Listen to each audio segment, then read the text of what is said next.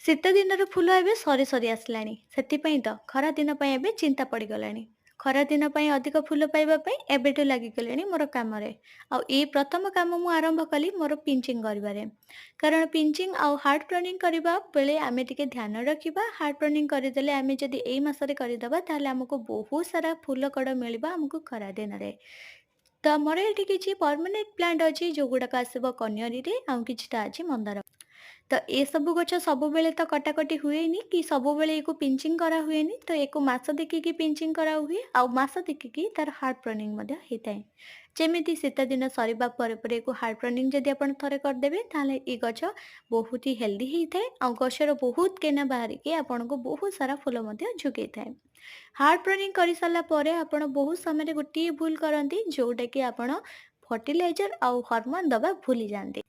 Fertiliser କଣ ଦେବେ ଆଉ ହରମୋନ କଣ ଦେବେ ସେ ବିଷୟରେ ଆପଣମାନଙ୍କୁ ତ ଜଣେଇବି କିନ୍ତୁ ତା ପୂର୍ବରୁ ଆଉ ଗୋଟେ ଟିପ୍ସ ମଧ୍ୟ ବତେଇ ଦଉଛି ଯୋଉଟାକୁ କି ଆମର ସଫ୍ଟ ପିଞ୍ଚିଂ। ସଫ୍ଟ ପିଞ୍ଚିଂ ଆପଣ କୋଉ ମାସରେ କରିବା ଦରକାର ଆଉ କେବେ କରିବା ଦରକାର।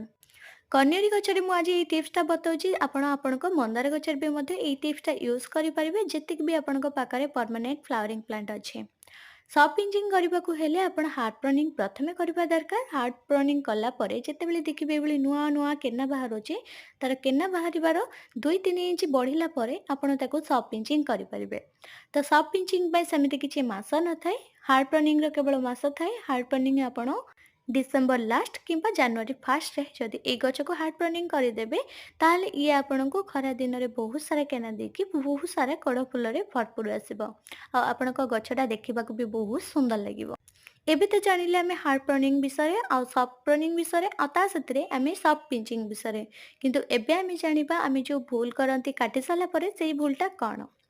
ତ ଆମେ ବହୁତ ସମୟରେ ଗଛ ଡାଳ କାଟିକିରି ସେଇଭଳି ଭାବରେ ଛାଡ଼ି ଦିଅନ୍ତି ଆଉ ସେଇଥିରୁ ବେଶୀ କରି ଲାଗିଥାଏ ଫଙ୍ଗସ। ଯାହାକୁ ଆମେ ବହୁତ ପ୍ରକାର ଫଙ୍ଗିସାଇଡ୍ ଦେଲା ପରେ ବି ମଧ୍ୟ ଆମର ଫଙ୍ଗସ ଦୂର ହୁଏନି। ତ ସେତେବେଳେ କଣ କରିବେ ନା ଆପଣ ଯୋଉ କାଟିଥିବା ଜାଗାରେ ଏଲୋଭେରା ଘଷି ଦିଅନ୍ତୁ ନଚେତ ଆପଣ ସେଥିରେ କିଛି ହଳଦୀ ଗୁଣ୍ଡ ଦେଇ ଦିଅନ୍ତୁ। ଏସବୁ ଦବା ଦ୍ୱାରା ଆପଣଙ୍କ ଗଛରେ କୌଣସି ଫଙ୍ଗସ ଆଟାକ୍ ହବନି ଆଉ ଗଛ ଆପଣଙ୍କର ବହୁତ ହି ସୁସ୍ଥ ଆଉ ହେଲ୍ଦି ରହିବ। ଗଛର ହାର୍ଡ ପ୍ରନିଂ ପରେ ପରେ ଆମେ ଆଉ ଗୋଟେ ଭୁଲ ମଧ୍ୟ କରିଦେଇଥାନ୍ତି ଯୋଉଟାକି ହରମୋନ ସ୍ପ୍ରେ କରିବା। ଯଦି ଆପଣ ହାର୍ଡ ପ୍ରନିଂ ପରେ ପରେ ସଙ୍ଗେ ସଙ୍ଗେ ହରମୋନ ସ୍ପ୍ରେ କରିଦେଉଛନ୍ତି ତାହେଲେ ସେଥିରେ କେନା ବାହାରିବା ଆରମ୍ଭ ହୋଇଥାଏ ଆଉ ବହୁତ ଗୁଡ଼ିଏ କଳା ଆସିବା ମଧ୍ୟ ବହୁତ ଜଲ୍ଦି ଆରମ୍ଭ ହୋଇଥାଏ। ଯଦି ଆପଣଙ୍କ ପାଖରେ କୌଣସି ହରମୋନ ଏଭେଲେବୁଲ ନାହିଁ ତାହେଲେ ଆପଣ ପିଆଜ ରସକୁ ସ୍ପ୍ରେ କରିପାରିବେ ନହେଲେ ଆପଣ ପିଆଜକୁ ବି ମଧ୍ୟ ହାଲକା ହାଲକା ପ୍ରେସ୍ କରିକି ଘଷି ପାରିବେ। ଯାହାଦ୍ୱାରା ବହୁତ ସାରା କେନା ବାହାରିବ ଆଉ ବହୁତ ସାରା ଆପଣଙ୍କ ଗଛ ଘଞ୍ଚ ହବ। ଆଜିର ଟିପ୍ସଟା ଆପଣମାନଙ୍କୁ କେମିତି ଲାଗିଲା ନିଶ୍ଚିନ୍ତ ଭାବରେ ଜଣେଇବେ ଆଉ ଚ୍ୟାନେଲରେ ନୂଆ ଥିଲେ like and share and subscribe କରିନେବେ।